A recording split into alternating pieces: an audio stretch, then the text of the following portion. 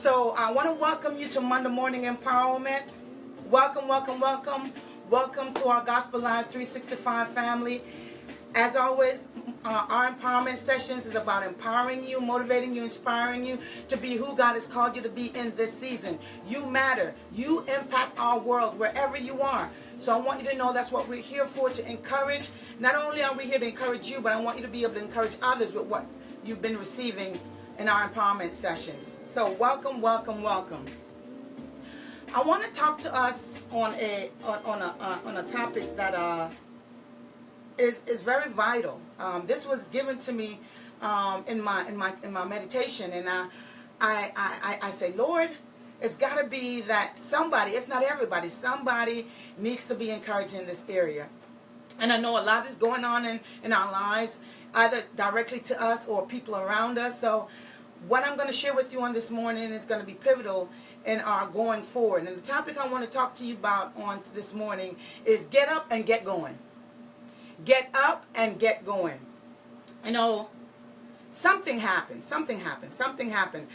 Maybe you had an expectation. It wasn't met in the time frame that you expected it. Maybe what you're believing for and hoping for is taking too long.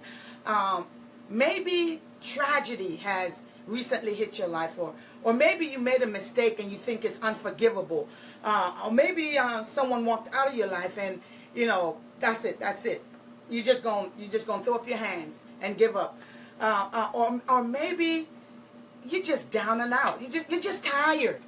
Well, can I tell you, it is time for you to get up and get going. I want you to know the feeling that you're feeling or experiencing, you are not alone in that feeling. And you won't be the first person and you won't be the last person. I am not the first person and I'm not going to be the last person that experienced some of those things. And I feel as if you're at your wit's end and what's the purpose of going on?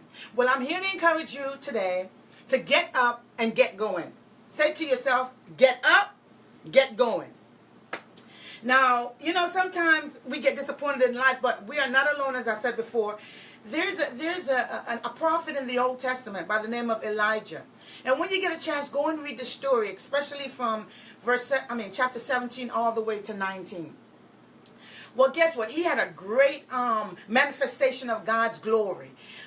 He was able to defeat the prophets of Baal who thought their God, Baal, was the God. And Elijah told him, okay, put your sacrifice together, and call on Baal. And the God that answers by fire will be the true God. And so the prophets of Baal, over 450 prophets, began to call on Baal, saying, oh, great Baal, they start early in the morning, and by afternoon, Elijah was like, well, maybe he's on a trip. Maybe he's relieving himself. Maybe he's tied up. And they kept calling on Baal, and to the point where they started cutting themselves with knives and blood was coming. And at the evening, Elijah said, you know what? Basically, in my own words, it's my time now. My God is going to show himself to be God.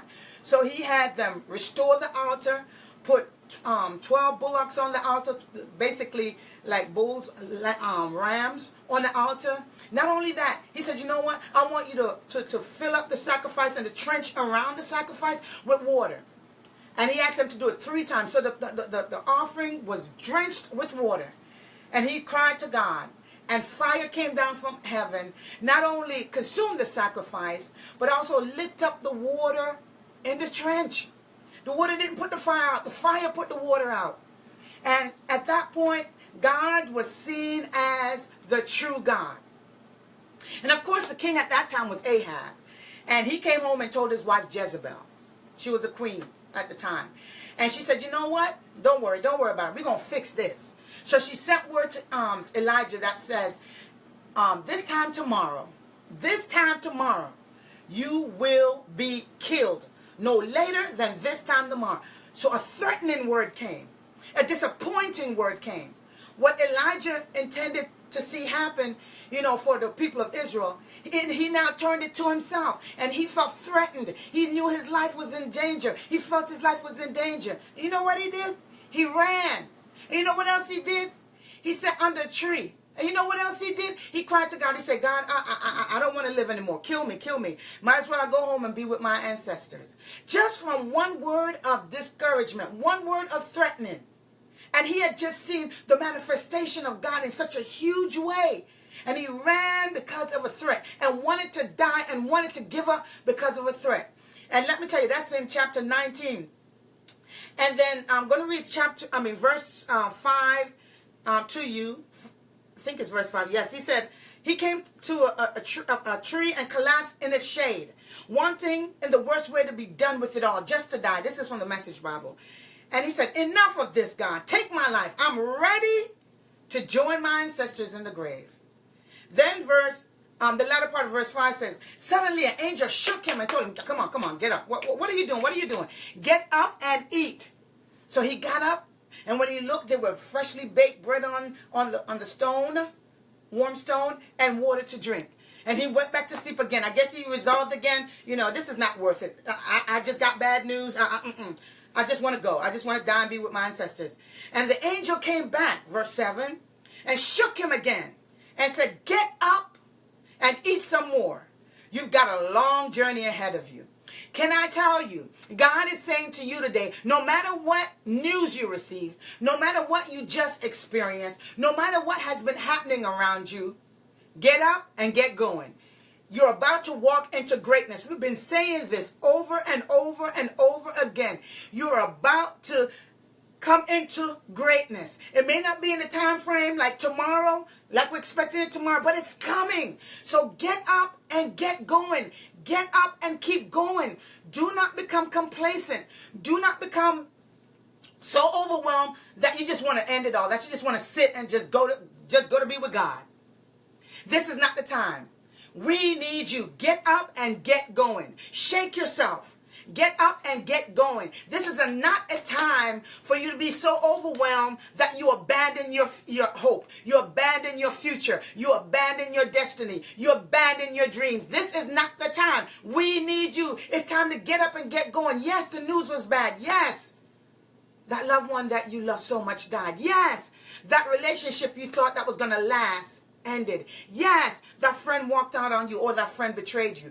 Yes, you may have just lost something that meant so much to you. Whether it's your job, you may have just experienced the worst when you're believing for the best, when you're believing for greatness. And it seemed like greatness is not anywhere around. It seems like the opposite is happening.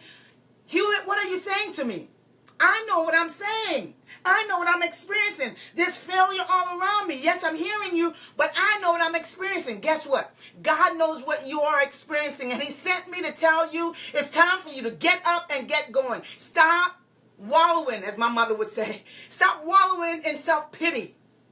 You are not the only one that has experienced this. We need you. It's time for you to get up and get going.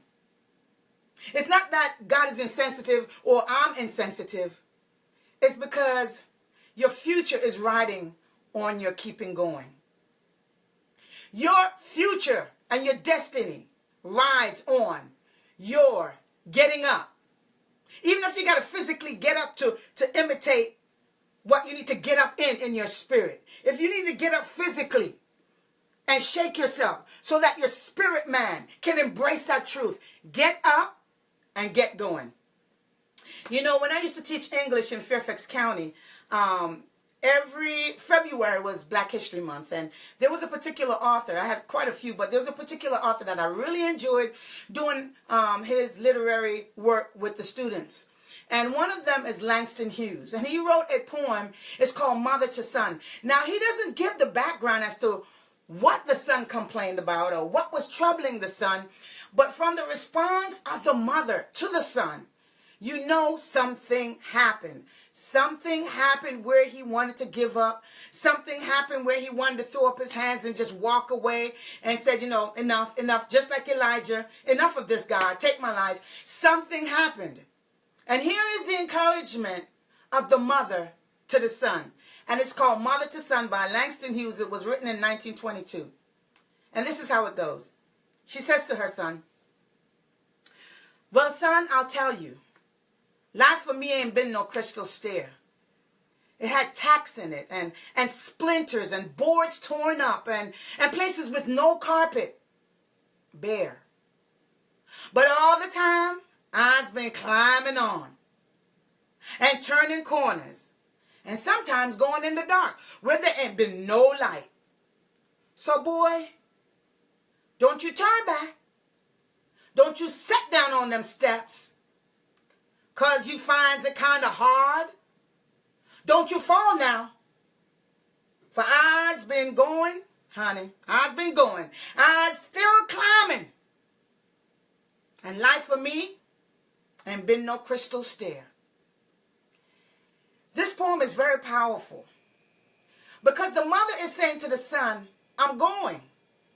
And life isn't a crystal stair. When you think of something crystal, it's glass. You can look through it. You can see through it. You can see where you're going. She's saying life has not been where I can see every turn. I can see every movement. I can see the pitfalls ahead. I can see the successes ahead. She said life for me hasn't been a crystal stair. But guess what? I'm still going.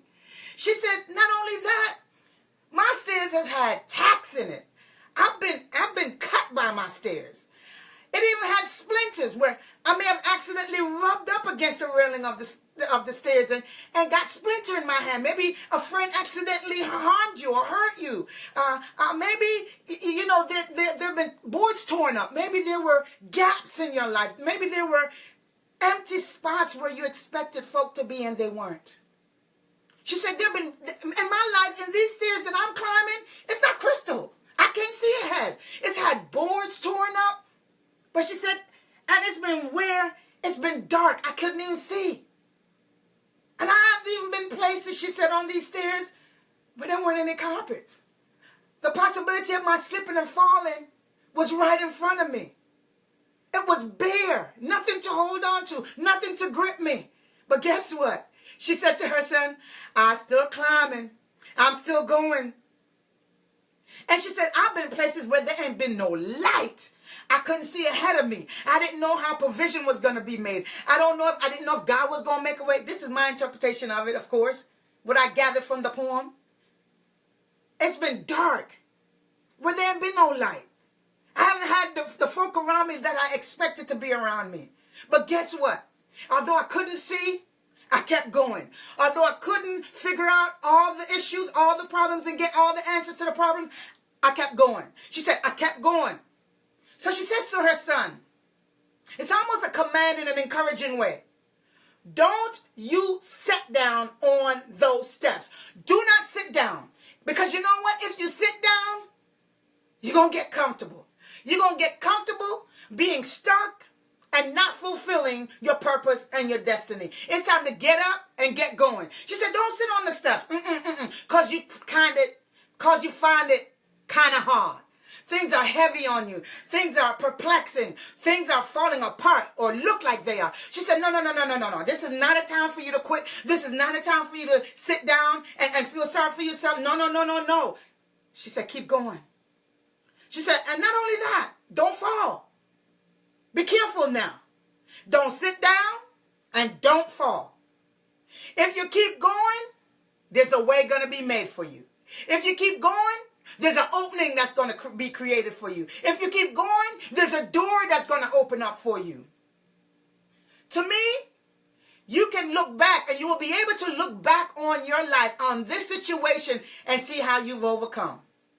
This woman in this Langston Hughes poem, Mother to Son, she says, keep going, honey, and I'm expecting you to keep going. I'm still climbing, so you got to keep still climbing.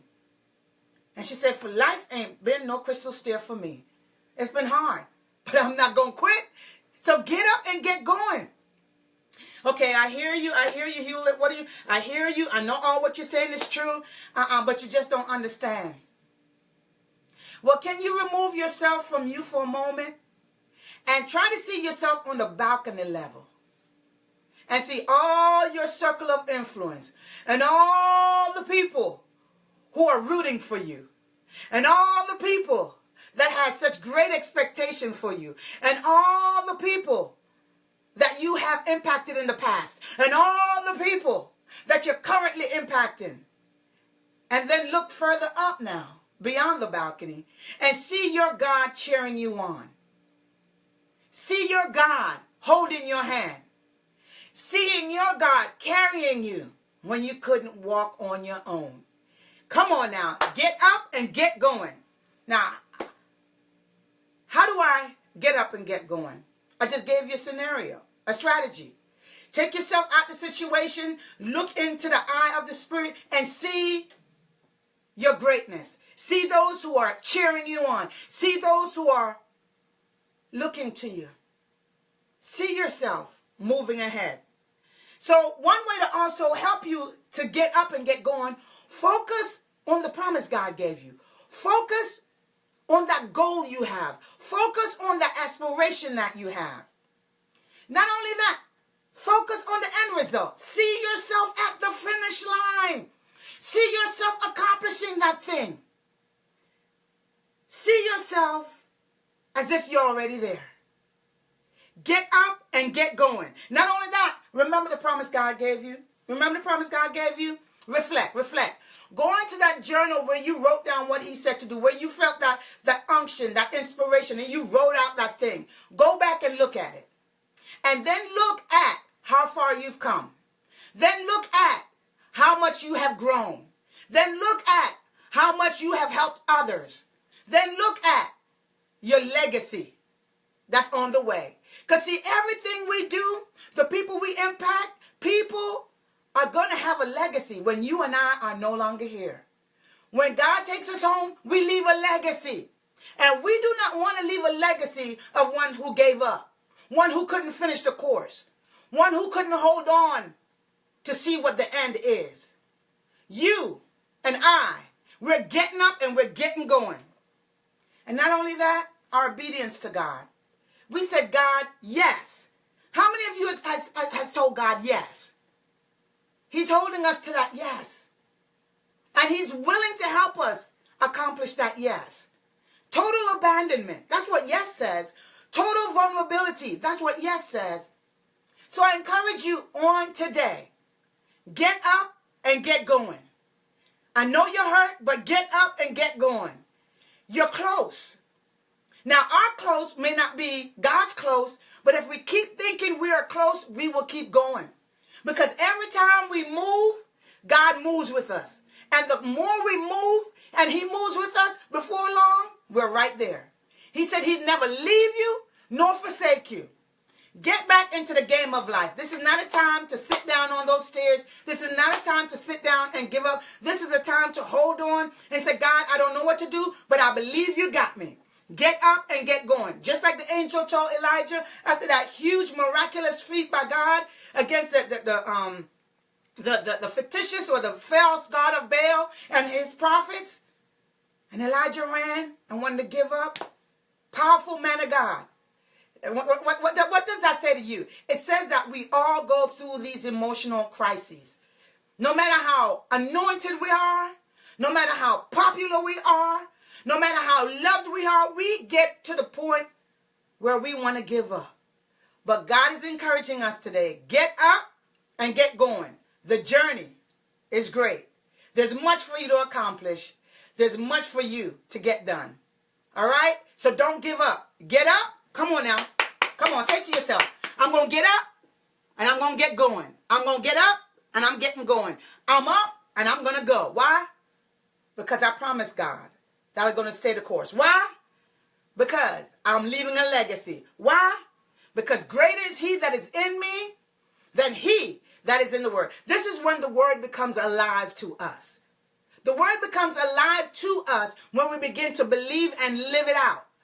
That is where we trust and test the word of God. We've always said, greater is he that is in me than he that is in the world. It's not time to walk that thing out. It's not time to walk it out. Come on, get up, get up, get up. Get up and get going because we need you. The journey is great and greatness is near. Greatness is about to overtake us. Greatness is coming. The word of God says the blessings of the Lord will overtake you. All right? You know what that means? You're moving and the blessing, my God, the blessing is moving behind you. You got the the goal ahead of you. You got your purpose and your destiny ahead of you. And your blessing is behind you. So in order for it to overtake you, you got to keep going. You can't stop. You got to keep going. Your blessing is coming. Your blessing is coming. My blessing is coming. Say, my blessing is coming. The greater is coming. My greater is coming. My promotion is coming. God bless you. I pray you enjoyed this time of Monday morning empowerment. And may you walk out the truth of God in your life and get up and do what? Get going. Love you. God bless you. Have a good one. Bye-bye.